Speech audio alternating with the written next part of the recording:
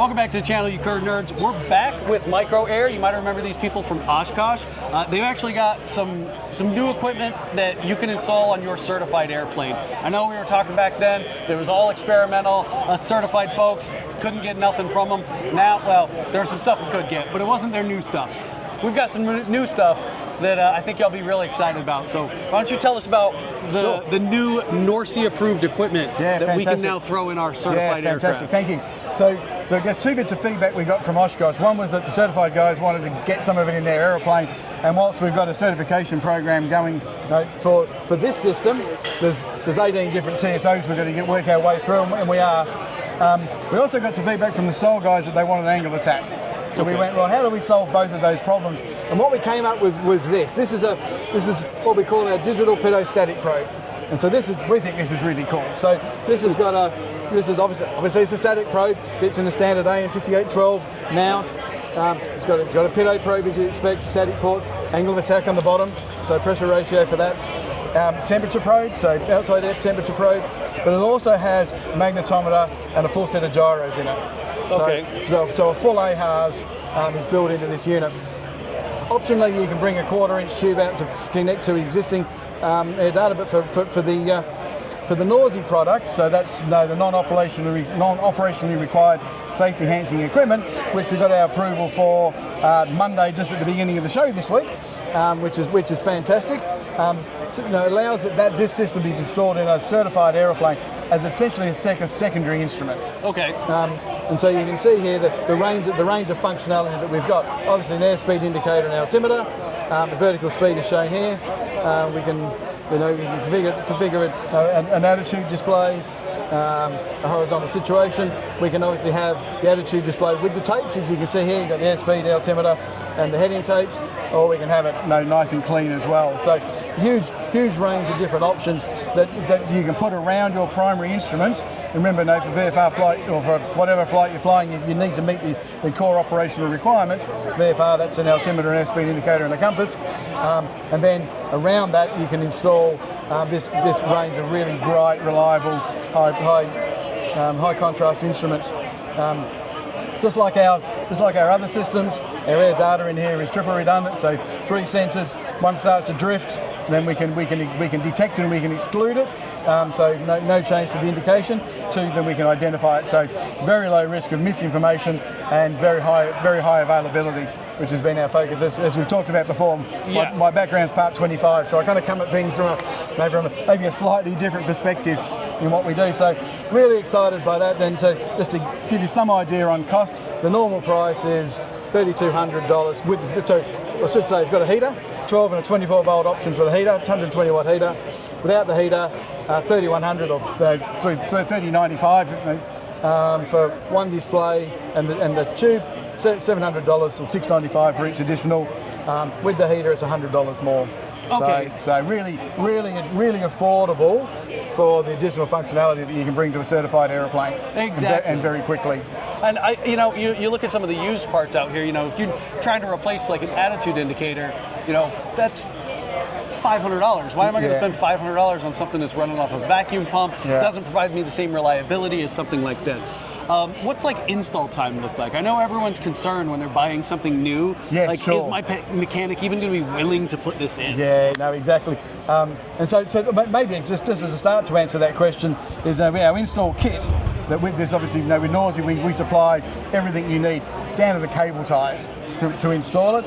But the design's been done really flexibly. So we've got an aluminum plate with a cutout ready for the probe to go in.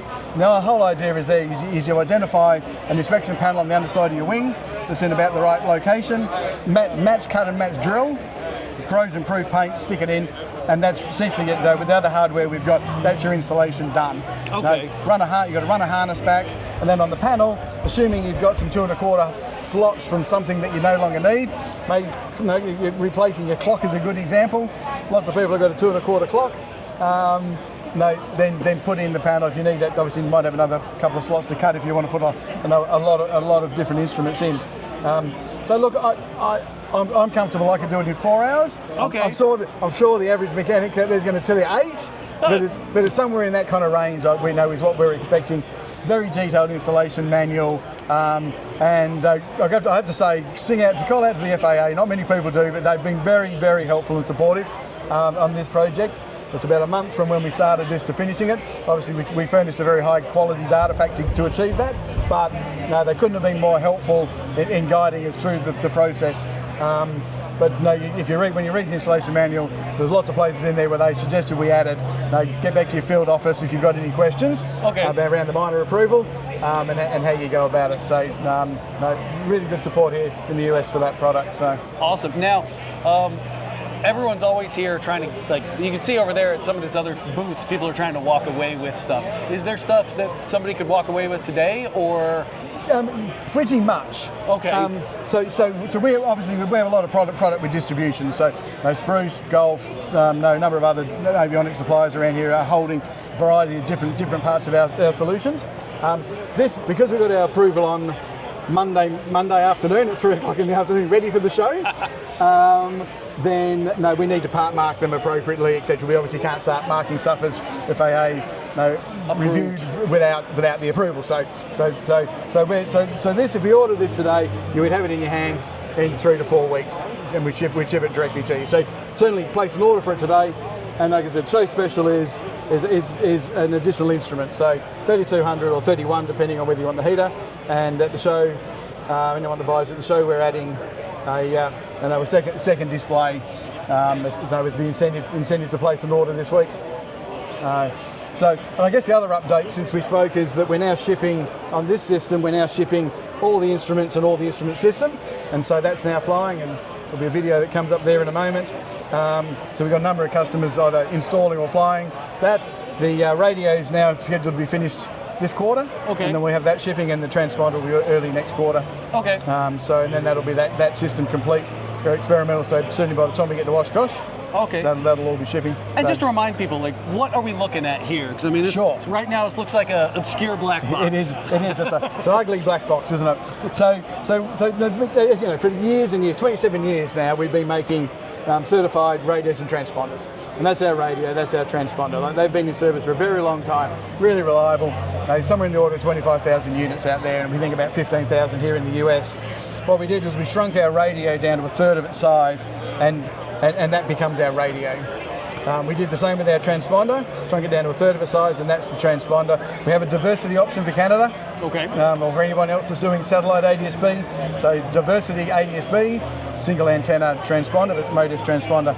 And then the centre module here is our sensors. So it's essentially the same sensors that's in our pitot tube there, except it does have a GPS as well. Okay. The GPS is primarily there for ADS-B, for the transponder. But we option this too, so a number of our customers, this is obviously a rack with 3 modules, and so some customers are dropping out a module and putting a battery in. Okay. And so we can battery, and a really good IFR configuration, which we've sold quite a few of now, is radio sensors battery on one unit, in say the HSI location, transponder sensors battery in the other. And therefore you've got completely redundant sensors, battery backup for both, and your transponder and your radio. And then you've got a very strong IFR solution at that point. Now, is this thing pairing up with the other, the most common GPSs that are out there, or are we doing VOR? There's an inbuilt GPS here, but we don't yet have a navigator. Okay. So we don't have, and that's really about database management. So we haven't taken that step, and realistically, I'm not sure the screen size suits that. So our strategy has always been that we would feed all of our data. When we feed it over GDL90 to any EFP that there's a lot of our customers that want or have iPad mounted screens, and an EFB is a really good way for an LSA, an experimental, to get a full moving map and get all their navigation. They get all the data. That's a great place to do your navigation. Okay. But the advantage of getting the GPS from our unit is you've got a GPS that's got its horizontal protection limits and all the other certified data that comes with that. So you get a much better solution on your tablet.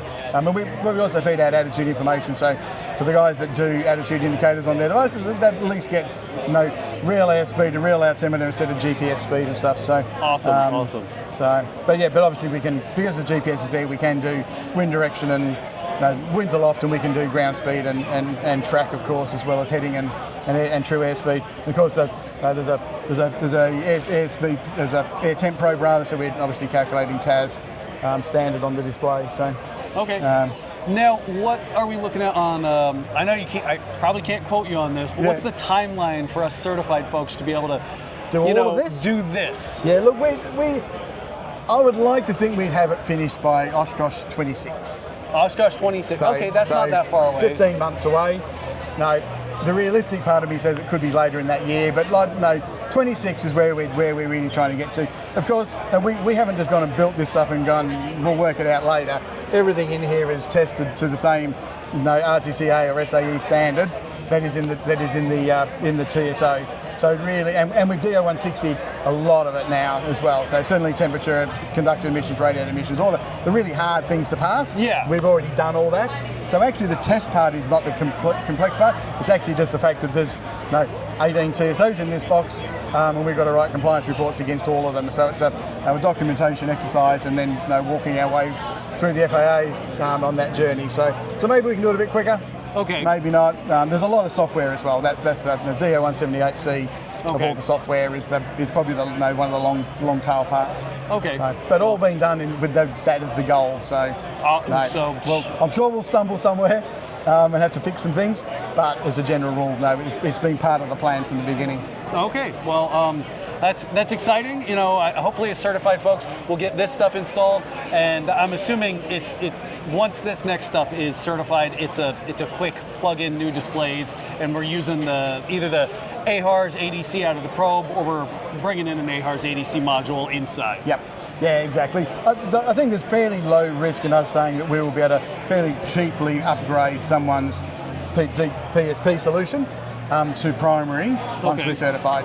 But we got to work through that. We might have to send it back to the factory to change a couple of little things maybe. But I'm sure there'll be a firmware upload. Okay. Different sticker. There'll be a few processes we'll need to go through. Yeah. But I'm pretty confident we'll be able to get it there. Okay. Well, as always, I'm excited about what y'all are doing, the price point that y'all are doing this, and the quality that it is. You're bringing general. I can say you're bringing general aviation up to the modern era in a price point that most of us can actually afford, instead of rocking vacuum gauges from the 1960s and the FAA telling us that that's better than this. Yeah, exactly. So I'm excited. Appreciate your support. Of course. Great to see you again. Have a good show. You too.